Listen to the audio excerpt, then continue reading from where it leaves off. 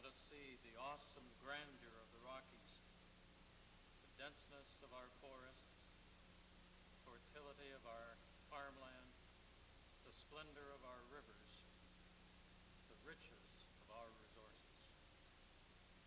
Then, O Lord, let us rededicate ourselves as wise stewards of such bounty on behalf of all Albertans.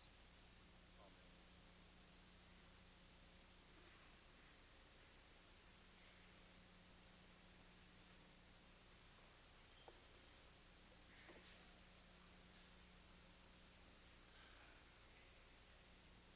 Introduction of visitors. Mr. Speaker, I have the very distinct pleasure this afternoon to introduce to you and through you to members of the Assembly a distinguished Albertan who has contributed much to the province and in particular to this Assembly. Mr. Fred Colburn was awarded the Distinguished Flying Cross in February of 1943 and then was first elected to the Alberta Legislature as the Air Force representative in 1944. He was subsequently re-elected in 1948, 52, 55, 59, 63, and 67. He was Minister without portfolio from 1955 to 62, Minister of Public Works from 62 to 69, and Minister of Municipal Affairs in 1969. And though my biography doesn't show it, Mr. Speaker, I believe he was also Government House Leader about that time.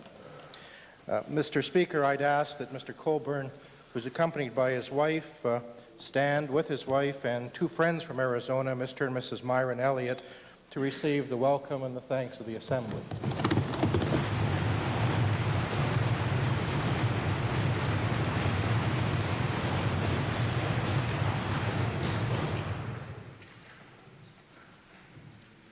Presenting petitions. Reading and receiving petitions. Presenting reports by standing and special committees. Notices of motions. Introduction of bills. Mr. Speaker, I request leave to introduce Bill number 30, the Financial Administration Amendment Act 1986. This being a buddy bill, Mr. Speaker, Her Honor, the Honourable the Lieutenant Governor, having been informed of the contents of this bill, recommends the same to the Assembly. Mr. Speaker, the key elements of the Financial Administration Act, which will be discussed by the Government and by members of the Assembly, can be enumerated in at least four general areas. The first, Mr. Speaker, is to establish a capital fund, and that capital fund, as has been discussed in this Assembly already, will provide for the funding of the capital projects for hospitals and post-secondary institutions and potentially others, provides for the borrowing of the fund, and provides for the annual estimates of the fund to this Assembly. At the same time, Mr. Speaker, the Risk Management Fund, reflected in this Act, provides for the consolidation and the management of risk government-wide and to improve the coordination of the government's risk management system.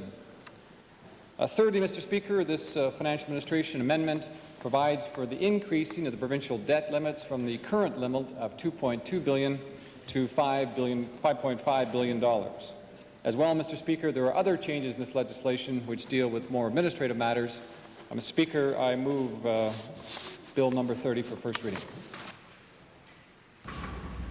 The Honourable Provincial Treasurer has moved first reading of Bill number 30, Financial Administration Amendment Act 1986. Does the Assembly agree to this motion for first reading? Opposed? So ordered. A bill being Financial Administration Amendment Act 1986, introduced by Honourable Mr. Johnston, is now read a first time. Mr. Speaker, I beg leave to introduce Bill PR 14, St. Mary's College Act. The purpose of this bill is to incorporate the college and provide for its constitution. The college's object is to provide additional educational opportunities for students who are attending the University of Calgary. The Honourable Member for Calgary North Hill has moved first reading of Bill number PR 14, St. Mary's College Act. Does the Assembly agree to the motion for first reading? Opposed? Carried. A bill being St. Mary's College Act, introduced by Honourable Member Mr. Stewart, is now read a first time. Tabling returns and reports. Mr. Speaker, I'd like to file with the Assembly the 1985-86 annual report of the Association of Professional Engineers, Geologists, and Geophysicists.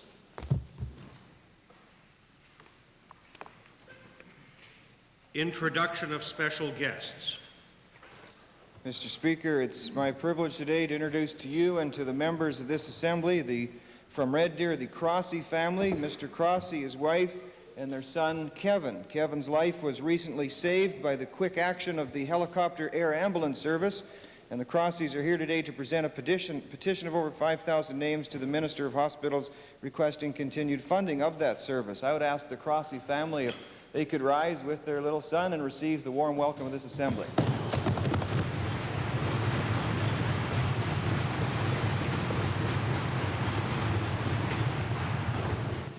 Mr. Speaker, it's a pleasure for me today to introduce a resident of Calgary Shaw, a very personally good friend of mine, someone who served this government and served members of this Assembly very well in days past. I'd ask Mr. Brent Shervey, who's sitting in the members' gallery, to rise and receive the warm welcome of the Assembly.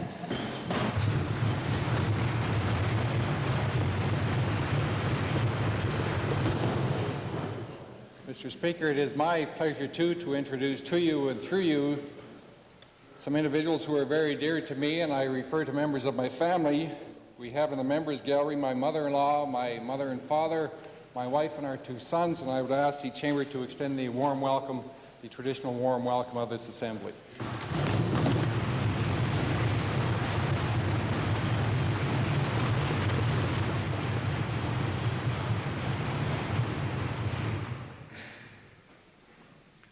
Ministerial statements. Oral question period. Mr. Speaker, following last week's massive slap in the economy for Albertans with the announcement by the Federal Energy Minister that the removal of PGRT prior to 1988 would be tied to further reductions to Alberta royalties, I wonder if the Premier will advise the Assembly what information the Prime Minister has conveyed to him as of today with respect to any new deadline for complete removal of the PGRT without any further leverage being implied.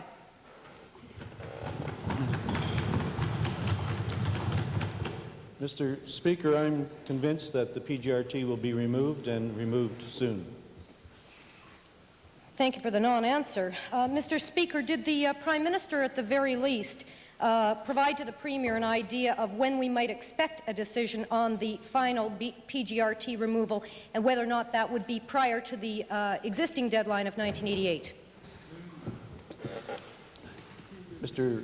Speaker, I just really answered that question.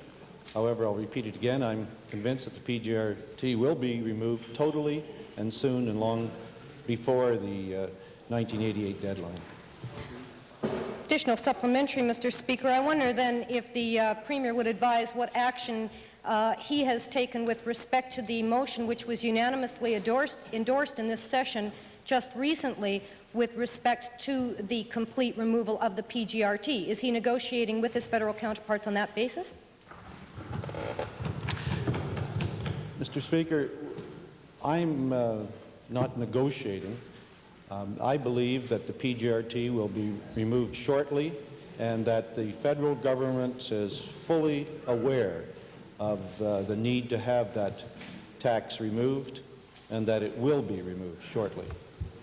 Well, final supplementary, Mr. Speaker, then. Will the Premier indicate if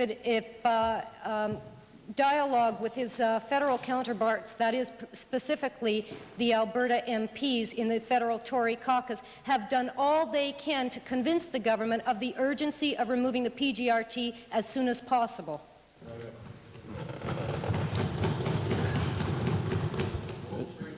Mr. Speaker, I can't answer for the federal MPs. I know that we've made it very clear to them. I believe they're fulfilling their responsibilities to their constituents. If they don't, then there's some risk to them. Member for Edmonton Gold Bar, supplementary. Mr. Speaker, a supplementary to the Premier, given the obvious and evident failure of negotiations with the Federal Minister of Energy, is the Alberta government, is the Premier making representations to the federal Minister of Finance, the man who, more than anyone else, probably wants that PGRT retained. We have made representations to him, and we continue to, Mr. Speaker. However, I'd like to assure the honourable member of my feeling of confidence that the PGRT will be removed quickly. Second main question, House Leader of the New Democratic Party. Thank you, Mr. Speaker. Mr. Speaker, on Friday, in answer to my question, the Education Minister stated categorically that the Beanstalk School actually falls within Category 4 and receives no funding from the provincial government, when in fact it is a Category 1 private school, and I did follow this up with the Minister outside of the House. This did follow, however, confusion by the Minister on Thursday about what Category 4 schools are. I wonder now if the Minister will indicate what change the Minister has made in her office or department to ensure that she is not providing information to this Assembly which is either wrong or misleading. Mr. Speaker, as you know, I have passed to you a note at the instance of this question period in order to correct the record from last Friday. And now that I'm on my feet, I would like to do so, if I may. In the response to the question from the member from Edmonton Highlands, I did indicate that the Beanstalk School was a Category 4 school. After I left the House, I realized I was wrong in that information, and in fact, it is a Category 1. As the member has noted, we did discuss it be subsequent to the question period, and I indicated to her, as to the others, that I would correct the record at the first instance that I had. Supplementary question, Mr. Speaker, then. Can the Minister advise on what basis she was under the impression that the Beanstalk School was a Category 4 school? Was she just winging it? Order. Question is out of order, and references can be given in Beauchesne with respect to and with regard to the answers as given by members. So next supplementary, please, member for Edmonton Highlands. Now that the Minister of Education has discovered through my raising of the matter that the Beanstalk School is in fact a Category 1 school, I don't think the Minister would contest that, by the way, will she be doing a formal review as to whether or not this should in fact be a Category 4 school? Category 1. Mr. Speaker, the Beanstalk School is a Category 1 school and has met all the requirements of Alberta education in order to be approved as a Category 1 school. I see no reason to pursue it further with respect to their qualifications as a Category 1 school. Final supplementary, Mr. Speaker, then. Will the Minister undertake to provide this Assembly with the results of a review that she might do assessing the degree to which is taught to young minds in this school or other schools, programs based on the philosophy of one L. Ron Hubbard? Mr. Speaker, as I indicated on Friday, I am not prepared to table in this Assembly nor to provide to the public generally the routine evaluations which are done on private schools and all schools in this province. With respect to the teaching and the curriculum within the Beanstalk School, I can say that one of the criteria for approval by my Department of Education for Category 1 status is that the school meets a certain curriculum. The school is meeting that curriculum. Member for Edmonton Goldbar. Mr. Speaker, this is a matter of deep concern to Albertans. I wonder, will the Minister inform the House and Albertans whether monitoring and evaluations of curriculum and teaching methods of Category 4 schools have been reviewed and tightened?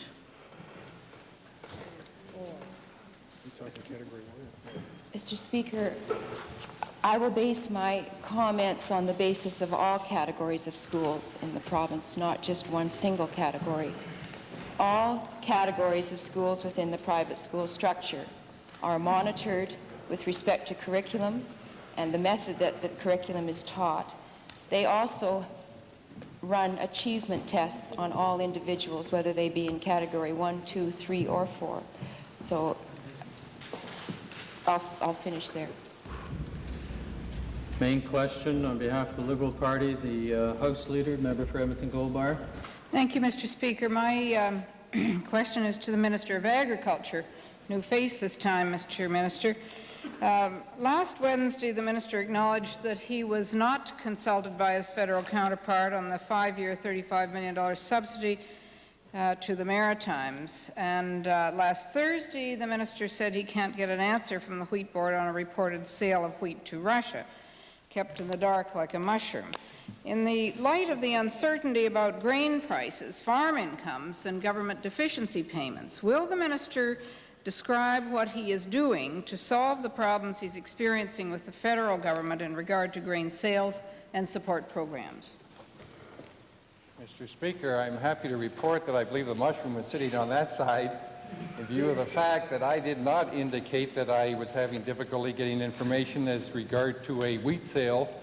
I gather it's traditional policy by the Canadian Wheat Board to keep that information mainly unto itself until the deal is completed or negotiations are totally complete. In response to the second part of her question, I can assure her that this government is doing everything within its power to reduce input costs for agricultural sectors. I'm sure she will acknowledge herself the many worthwhile programs that we have instituted is going to realize a net increase in farm income because of the reduction of input costs, mainly because of the programs of this government. Yes, Mr. Speaker. Will the Minister then make representation to the federal government regarding, and I quote the Minister, the ridiculous, end quote, $35 million grain production subsidy to the Maritimes? Mr. Speaker, we are on a continuous basis making representation to our federal counterparts. I think it's only fair, too, that we point out to this Assembly that this federal administration that presently is in Ottawa has done more in their 2-year mandate for the agricultural sector than any previous government, whereby they've expended somewhere in the vicinity of $5 billion on our agricultural sector in Canada. Mr. Speaker, may I ask a supplementary of the Premier then? Will the Premier tell this legislature and the farmers of Alberta what positions he advocated and what commitments he received from the other provinces for the National Agricultural Strategy that was discussed at the recent Premier's Conference? Mr. Speaker, the Government of Alberta is playing a large role in the development of the National Agriculture Strategy. The Premiers agreed that that strategy should be fully completed and presented to the First Ministers' Conference in November in Vancouver. We're looking forward to that. Sorry about that, Mr. Speaker. Mr. Speaker, back to the Minister. Does the Minister know, and will he tell us, what are the economic impacts on Alberta farmers and agricultural sector resulting from the August 1st 19% drop in wheat prices? Mr. Speaker, the implications for the prairie provinces vary from between $400 and $500 million, which is a significant amount of money, which we readily acknowledge. And if I could just underscore, too, what our Premier just indicated, we have a group of members working on 4 subcommittees so that we can report to the First Ministers. We are going to go through the draft recommendations when we meet as Provincial Ministers of Agriculture with our federal counterpart on the week of August the 24th in Victoria. And when that stage is complete, we will forward our reports to the First Ministers. Member for Vegreville, supplementary. Thank you, Mr. Speaker. Supplementary to the Premier. In response to questioning on this nature, the Premier indicated the other day that he would push for deficiency payments if deemed necessary. Does the Premier mean to say that the conditions do not exist now that deem that sort of payment necessary?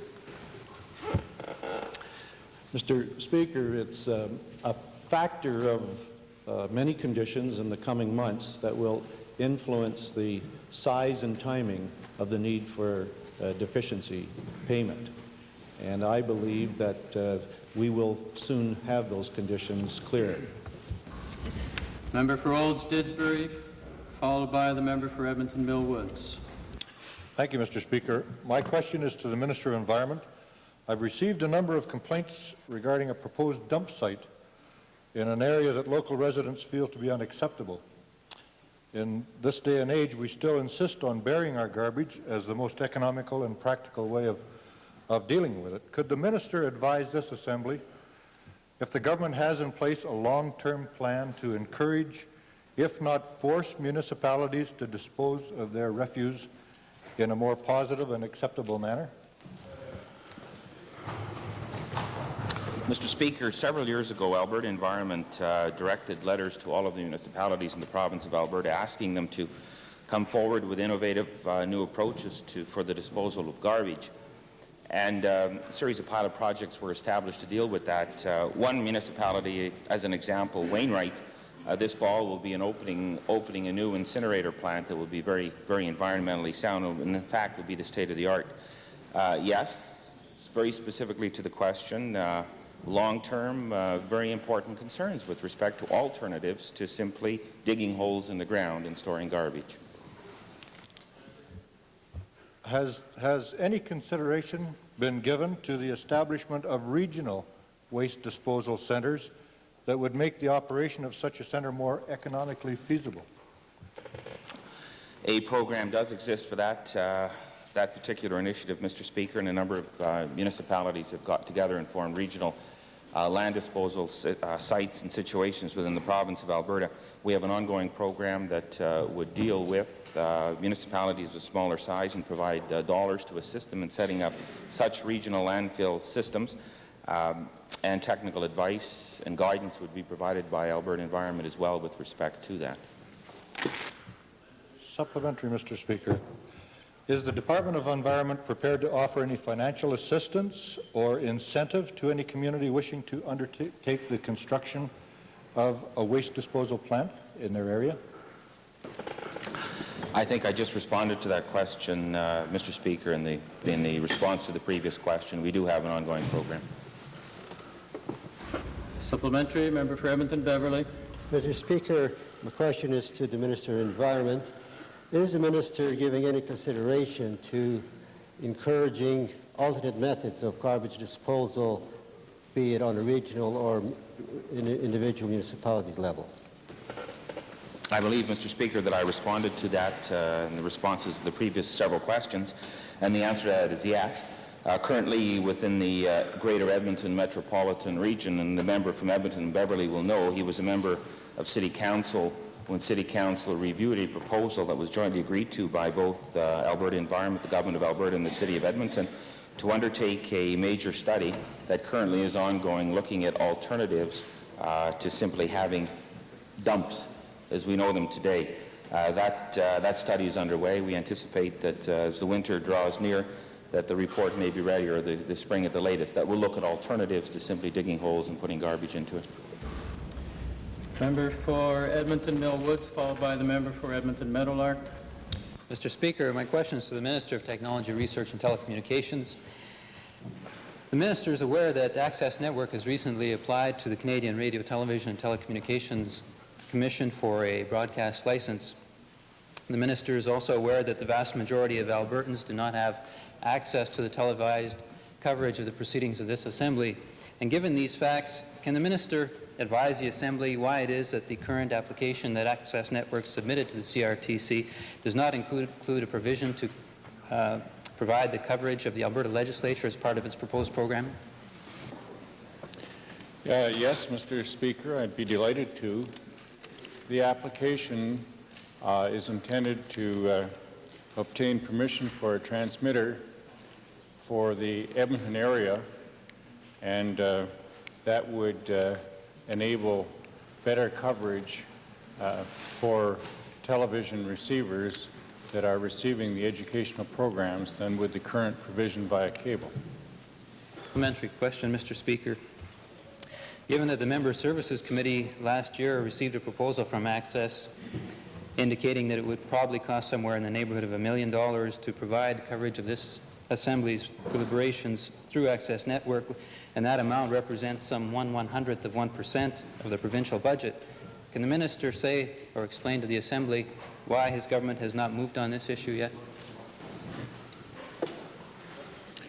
Well, Mr. Speaker, this is a bit of a sensitive question from my point of view from this aspect, and that is that Member Services Committee, which I believe, sir, you chair, it is in fact the committee that was dealing with that matter, and so far as I'm concerned, no further decision was made. All further questioning on this issue is out of order. The line of questioning really should deal with the Legislative Assembly estimates and should be handled in that regard, where questions are then dealt with to the Assembly through a member of the Member Services Committee.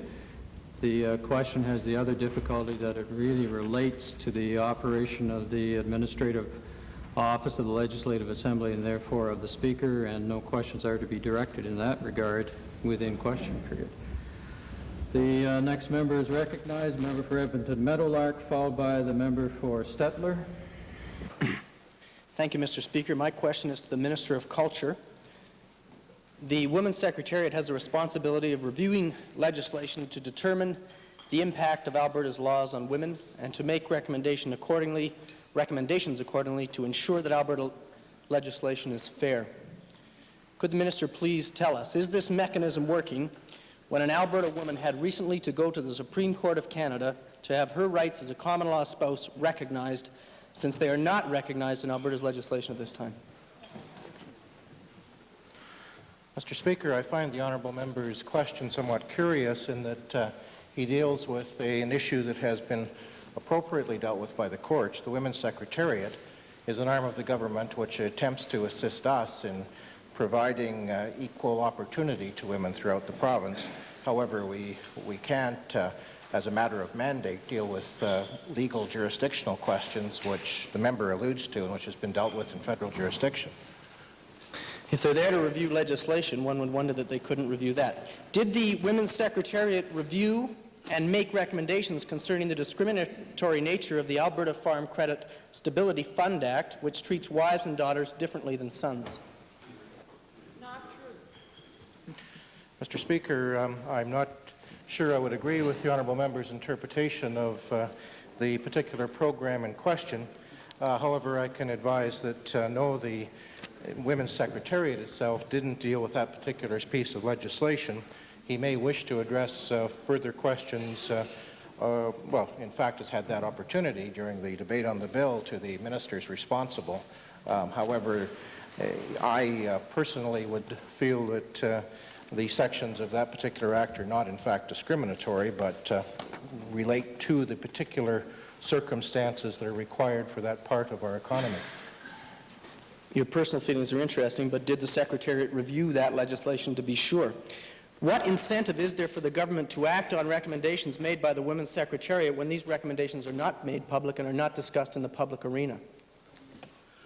Well, Mr. Speaker, the honourable member will, of course, have an opportunity to discuss the Secretariat when the bill currently before the legislature reaches Committee of the Whole and second reading.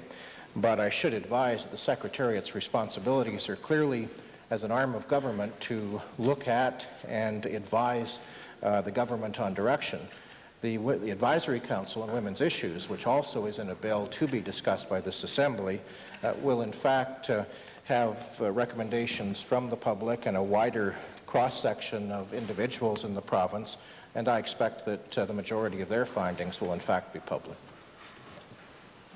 That remains to be seen, of course, and it doesn't look like the bill will say that. Final supplementary. Will this government make a commitment to Alberta women to provide funding to the Legal Education and Action Fund, as has been done by Ontario? This funding would be for women to challenge Alberta laws that may contravene women's rights. Mr. Speaker, I have received a letter in that respect from a group wanting to establish such a fund. I'm looking forward to meeting with them in the fall to discuss that further. However, I might say that the whole question of funding organizations to challenge laws is a more general one that has to be dealt with by governments in the country. Personally, I think establishing a precedent in that respect could cause this Assembly some difficulties, both with respect to funding ramifications and the whole matter of who we fund to deal with the laws that we're supposed to be debating in this legislature. But I am open to discussions with that organization this fall. Supplementary question, member for Edmonton Avonmore. Action will the Secretary be taking to ensure that women employed by public services will be receiving equal pay for work of equal value? Mr. Speaker, the principle of equal pay for equal work is one that this government has enshrined in legislation. In terms of equal pay for work of equal value, there are a number of interpretations of how that can proceed and, in fact, what it means.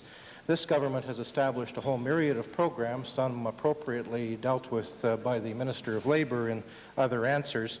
I might mention, though, that we have in every department of government a line coordinator who makes women aware of the possibilities that exist in terms of growth and opportunities in the public service, makes them aware of the very substantial number of training programs which are available in the government in order to assist in moving from one opportunity to another.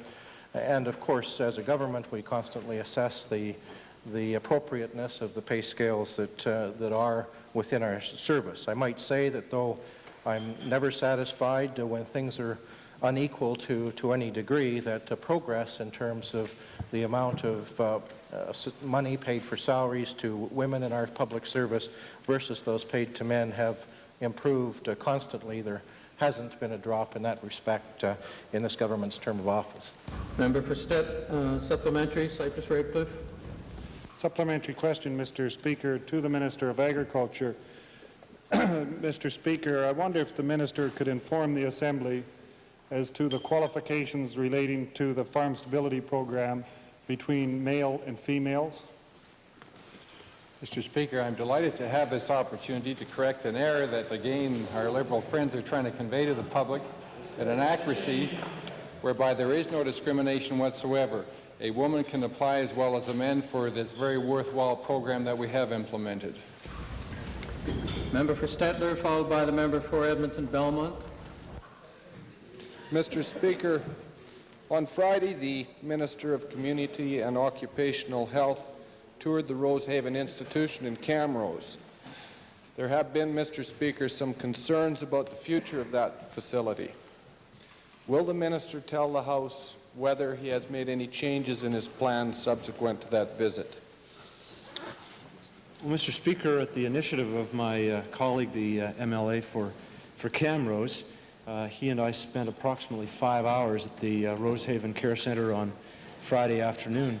And at the center, Mr. Speaker, we visited with a number of the patients there and spent quite a bit of time discussing a number of issues with management of the center, as well as representatives of the Alberta Union of Provincial Employees. And, Mr. Speaker, I took a very careful look at the East Rose wing of the Rosehaven Care Centre, and I now know, I certainly have an awful lot more information now, Mr. Speaker, to be able to make a decision as to how we will deal with that wing of Rosehaven. And I now can sit down with my caucus colleagues as well as my departmental colleagues and come up with that decision. Supplementary, Mr. Speaker. Could the Minister broadly outline what his plans are for Rosehaven so that the City of Camrose can be assured? Well, Mr. Speaker, I would expect that in the new year we will begin construction of a brand new facility, effectively a new facility in Camrose, and it will include the current facilities, but it will bring about a major upgrading of that facility such that when we're finished we will have some 200 beds to service the needs of those who are in need in that community and throughout all of Alberta, and as well a number of day program spaces that will more than adequately meet the needs of those patients who don't require in-house services, but in fact can take advantage of outpatient services at the Rosehaven Centre for their day-to-day living needs. Supplementary, Mr. Speaker. The citizens of Camrose are concerned about loss of jobs, which may be occurring with the closure of the East Rose wing. Can the Minister assure the House that jobs will not be lost? Well, Mr. Speaker, this was a matter that we discussed at length with the representatives of the Alberta Union of Provincial Employees, and it's something that they, of course, are deeply interested in. And if I may, Mr. Speaker, I just want to underscore my deep impression of both the management and the staff at the institution and how deeply committed they are to the number one priority, as am I and as the member for Camrose is as well, to the quality care of the patients in that facility. So, Mr. Speaker, I can say that in my discussions with the union, it's not so much that jobs will be lost, but jobs will change. The nature of the institution will change. The beds will still be there, but the focus, the emphasis will, I believe, shift to the delivery of programs for those who need it, for the mentally ill, on a day-to-day basis, on an outpatient basis, and thereby provide even better service to those people in Camrose who need it. And I might just add that on the construction side, in a brand new facility, I think that the people of Camrose will welcome the injection of $18 million new to its capital construction program. Final supplementary, Mr. Speaker. I'm sure that will assure the citizens of Camrose. On Thursday last, the minister was asked about approved home beds in the community. Do his plans for Rosehaven include those types of beds? Yes, Mr. Speaker, very much so. And if the member would like to return to my remarks in Committee of Supply on July 31, I made it very clear that I am very deeply committed to providing community-based services to all of those who need services from our healthcare facilities and our institutions around the province. And I believe that facilities like this one, we have some 14 day spaces at Rosehaven right now, meeting the needs of more than 14 people on a day-to-day basis throughout the week. And I'm going to have the privilege of visiting the Raymond Care Center with my colleague, the member for Cardston, on Wednesday, and we will see there an ideal situation, Mr. Speaker, where I believe that we are returning people from the institution to the community where they can enjoy good quality service. Member for Edmonton Calder. Thank you, Mr. Speaker. Supplementary to the minister. What assurance can the minister give this Assembly that the East Rose ward will remain open? Well, Mr. Speaker, I believe I've answered that question and suggested that I'm carefully looking at this with my caucus and departmental colleagues, and we will have a decision in the days ahead. Member for Edmonton Belmont, followed by the member for Vermilion Viking. Thank you, Mr. Speaker. My question is to the Premier regarding the Minister of Labour's statements on Friday that he made in this House. The Minister on Friday stated in the Assembly that it is not the government's responsibility to continually monitor the operation of amusement rides, and further that there was no possibility of the government was going to accept such a responsibility. He also declared that people chose to go on the rides voluntarily, and it is not the responsibility of the government when something goes wrong with such rides. As the head of this government, can the Premier indicate if this is in fact government policy, and is it strictly caveat emptor as far as the protection of the public goes? Mr. Speaker, I recall the question and answers on Friday, and that certainly the impression was not given that same as the honourable member has raised today. However, I'll review them, and if there is anything that needs to be cleared up, we will certainly do it. I must say that the Minister of Labour has advised the House many times how concerned his department is about matters such as this, and how quickly he moved to establish a public inquiry into the tragedy that did happen. There are many things you can do, Mr. Speaker, to prevent things from happening, but there's almost nothing that can be completely insulated from problems. I suppose you have a greater risk on an airplane than you would have on a ride. The very natural gas furnaces we use so much in Alberta cannot be guaranteed to be totally safe, but we do everything we possibly can. Mr. Speaker, supplementary, and Mr. Premier, that was a quote from the Blues. The Elevator and Fixed Conveyances Act is a law passed by the legislature, and regulations are made under its authority which supposedly are there to protect the public. Will the Premier be asking for a legal opinion on why this act is in place if it isn't there to protect the public?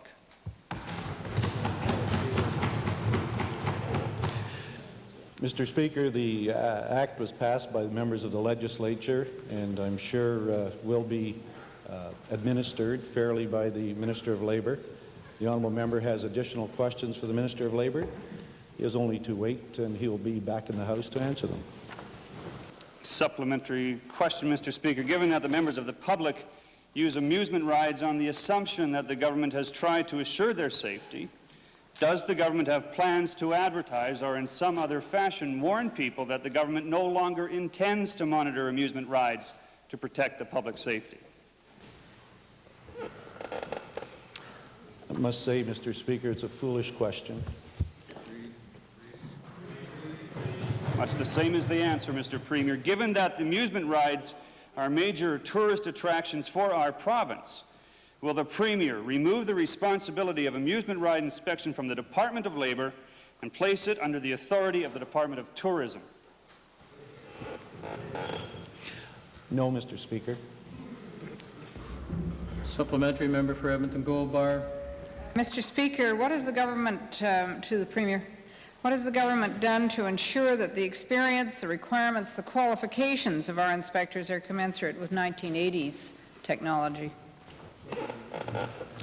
Mr. Speaker, I'm sure the honourable member would agree that it would be best to direct that question to the minister responsible, and he will be in the House shortly, and that would be an appropriate question to ask him. I might say, Mr. Speaker, that the government does everything possible to make sure that those things that it can control are controlled for the safety of all Albertans. Member for Vermilion Viking, followed by the member for Edmonton Calder. Thank you, Mr. Speaker. To the Minister of Agriculture, on a positive and happy note concerning the tripartite red meat stabilization program, there has been many questions as to the number of producers in the province and across Canada that have joined this program, and therefore an indication of the percentage of cattle. Could the minister comment on that, please? Mr. Speaker, I'm more than happy to respond to the honourable member from Vermilion Viking and indicate to him under the slaughter cattle program, it appears as if by percentages there is about 75% of our slaughter cattle enrolled, involving 60% of our producers. Supplementary to the minister, could the minister indicate the level of payout for the second quarter of '86 and what that equates per head as to the slaughter cattle on an average in this province? Yes, Mr. Speaker, there was just recently an announcement that there would be a payout for our slaughter cattle. The sum total is some $13.20 per head. In the event that this program had been functioning at its full capabilities, there would have been a greater payout, but because we had indicated we wish to see it actuarially sound, there will be just this payout of $13.20 at this time, but it underscores the worthwhileness of this program itself. Supplementary, Athabasca Lac-La-Biche. Mr. Speaker, would the minister please indicate the percentage of the cow-calf producers who are now presently enrolled in the red meat stabilization plan? Yes, Mr. Speaker, I'm happy to respond for the third time as it relates to the cow-calf producers and their enrollment activities. Their activities are a great deal lower because of the high calf prices that are presently in existence, and the producers themselves feel that there will be little payout for the next year or two, so their enrollment is a great deal lower. The figures that we have to date show that the enrollment is somewhere in the vicinity of 35 to 45%, which is a great deal lower than the slaughter cattle themselves, again, for the reasons that I've mentioned. Main question, member for Edmonton Calder, followed by the member, it's here somewhere, I know it is. I will find out in a moment. Okay. Edmonton Strathcona. Thank you, Mr. Speaker. I'd like to direct my questions to the Minister of Social Services. Since September of 1985, the government has spent approximately $1.3 million on 5 job-finding centres in this province. Can the minister tell the Assembly if her department is doing any type of ongoing audit on these job-finding clubs to determine what percentage of taxpayers' money is going towards operating profit? Mr. Speaker, I think the honourable member will be aware that the job-finding centres are working with the department on a contractual arrangement. And so the specific conditions will be spelled out in the contract, and of course the contracts are monitored. Supplementary to the Minister. Is it the department's practice to guarantee funding of the centres based on a minimum number of clients, regardless of how few clients a centre has enrolled in its program? Mr. Speaker, I'd have to get the specifics of that question. Supplementary to the Minister. Is the department directing their income security workers to meet a quota in terms of referrals to the centres to ensure a minimum number of clients attend the clubs? Well, Mr. Speaker, it would be my hope that the income security workers would be fully aware of such a program, because as I've stated before, and questions were raised on Friday, which I hope to be able to supplement the answers, that for the most part, the centres on a preliminary advice are achieving very good results. And for those clients who are interested and that the income security workers believe that would be able to work with and benefit from a course given at a job finding centre, I would certainly hope they would be advising them of it. Supplementary to the Minister. Is the Minister able to update this Assembly on the amount of public money, if any, which was lost when Mr. Belair of COSB Job Club left the country? Mr. Speaker, that particular gentleman in the contractual arrangement which was with him, I would imagine as the principal of the organization that had been under contract, fulfilled their obligations under the contract. Supplementary, member for Edmonton Gold Bar. Mr. Speaker, to the Minister of Social Services, does the program allow for clients who have been through the program once to have a second chance with a different job finding club? I would imagine, Mr. Speaker, that if in fact somebody could make a representation, a client could make a representation that another job finding centre was able to offer a different type of opportunity than the original one first engaged by the client, that representation would be well considered. Member for Edmonton Strathcona.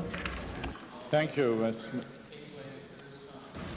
Thank you, Mr. Speaker. My question is to the Solicitor General. In view of the recent news from his department that he hopes by the 1st September that the Canadian Police Information Centre computer will have in it, in addition to court suspensions, all the demerit point suspensions, which information has allegedly hitherto been only in the Motor Vehicles Division computer.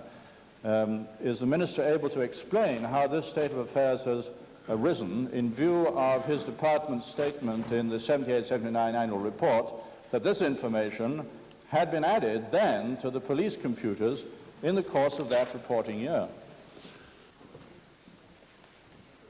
Mr. Speaker, I can't answer as to what statements were allegedly made in the 78-79 year. I do know that, as I've mentioned previously in the House, that progress is now being made in interfacing the two computers. As I understand it, our computer had capacity for this particular item, but there's only certain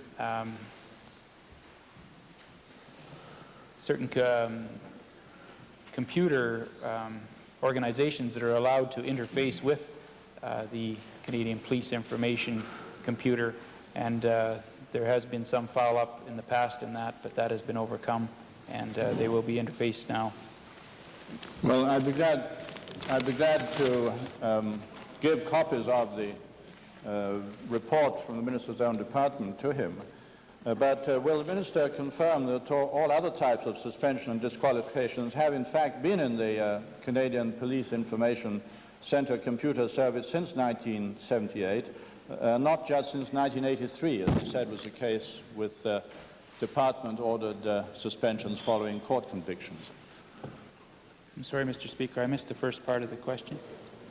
That all these other suspensions have been in the CPIC computer since 1978, and not just since 1983 as to the departmental ordered suspensions following court convictions. As I understand the situation, Mr. Speaker, In 1978, the criminal code license suspensions that arised from fingerprintable code infractions were in fact into the computer. As I understand it, after 83, all criminal code suspensions were put into the police computer. Our computer at motor vehicles, in fact, have suspensions that come through demeritable points, and as I've mentioned previously, the two will be interfaced to overcome the problems that we have had that has occurred in the most recent instance of the Concolas case. I see. Mr. Speaker, supplementary here. It does seem that there's a difference between us on the facts, and will the Solicitor General kindly look into the apparent contradiction between the report I referred to and subsequent ones and his recent statement to see where the truth lies, and if in fact there has been misinformation supplied to him and therefore onto this Assembly, will undertake to deal with that and let us know what he proposes to make sure it doesn't happen again. Mr. Speaker, I'll certainly look into it and inform the member and the Assembly if I have been misinformed. I still would like to point out to the honourable member and the Assembly the end result is the same, that September 1st we'll have interface and suspended drivers will be apprehended. Final supplementary, Mr. Speaker. In view of the incidents reported by the Solicitor General to the Assembly of suspended drivers nonetheless driving, some of them with falsely obtained duplicate licenses, what foolproof method does the Solicitor General propose to make sure that people cannot get falsely represented license renewals, and why has he apparently ruled out in advance fingerprinting? Mr. Speaker, I'm not sure that there's any system that can be devised that is absolutely foolproof, even if we instigated fingerprint identity for license applications. I can advise the honourable member and the Assembly that this morning we had a meeting with the agents of the Attorney General to determine the facts of the particular case at instance, as well as other previous cases that have come to mind showing where there has been licenses obtained in fraudulent manner. We are working with the Attorney General and with the police system to set up a system that will be as foolproof as possible. But again, where there's a will, there's usually a way. The official time for question period has expired. The Minister of Social Services wishes to supplement information provided to the Assembly on Friday. Minister of Social Services. Thank you, Mr. Speaker. Mr. Speaker, on Friday last, the Honourable Member for Edmonton Gold Bar asked me questions about some detail respecting social allowance caseloads and related programs. Mr. Speaker, the provincial caseload in July of this year was 59,894 compared to 56,427 in July of 1985. The Honourable Member also wanted to know the numbers of staff who have been hired to deal with the additional caseload. In Edmonton, 25 social workers and 13 clerical workers have been added to deal with both the additional people on assistance and my directive, which requires fuller information be given to recipients. The corresponding numbers in Calgary are 15 workers and 15 clericals, and more will be added as required. And with respect to questions about the pilot project of job finding centres, the Honourable Member wanted to know the cost per client. And Mr. Speaker, the Job Finding Centre project has a $1.5 million budget over 18 months, and the average cost per client is $500. And I might, Mr. Speaker, conclude by saying that I think the program doesn't cost, it really does pay, because if one person is off social allowance for 1 month as a result of the Job Finding Centre course, of course the taxpayers of the province will benefit, and certainly the benefits to the clients are obvious. Thank you, Mr. Speaker, and Madam Minister, for the information. Has the Minister reviewed the budget in the light of this increased demand for social assistance to determine whether or not the budget will be sufficient without an additional amount of funds. Mr. Speaker, obviously projections were made some time ago when the present budget was formulated for the 86-87 fiscal year.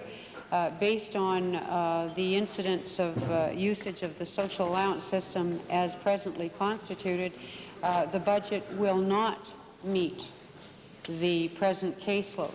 We certainly are hopeful that this will not continue, but obviously the honourable member knows it was discussed in the House before that additional funds will be sought by way of special warrant if that should be needed come next spring.